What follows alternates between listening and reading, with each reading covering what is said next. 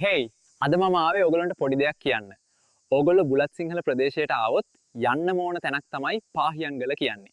මම දැන් ඔයගලන්ට පාහියන්ගල ගැන පොඩි විස්තර කිරීමක් කරන්නම්. පාහියන්ගල පිහිටා ඇත්තේ කළුතර දිස්ත්‍රික්කයේ බුලත් සිංහල ප්‍රදේශයේයි. මෙය ආසියාවේ ඇති විශාලතම ස්වභාවික ගුහාවලින් එකක් ලෙස සැලකෙනවා. පස්වනවන සියවසේදී ලංකාවට පැමිණි පාහියන් නම් චීන ජාතික භික්ෂුව බුදු සිරිත හා සම්බන්ධ ස්ථාන වන්දනා කිරීමට යන අතරතුර මෙම ගුහාවේ නැවතී සිටි බවට විශ්වාස කරනවා. ඒ නිසා මේට පාහියන්ගල යන නම ලැබී තිබෙනවා. මේ ලෝක ප්‍රසිද්ධ වී ඇත්තේ මෙහි තිබී හමු වූ බලංගොඩ මානවයාගේ සාධක නිසායි. මෙහි වසර 37000ක් වඩා පැරණි මානව ජනාවාස තිබූ බව කැණීම් වලින් තහවුරු වී තිබෙනවා.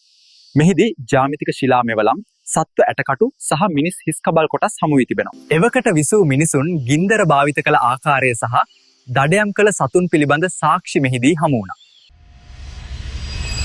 එහෙනම් බුලත් සිංහලාවට આવොත් ගිහිල්ලාම බලන්න සහ තවත් කටිටියට බලන්න share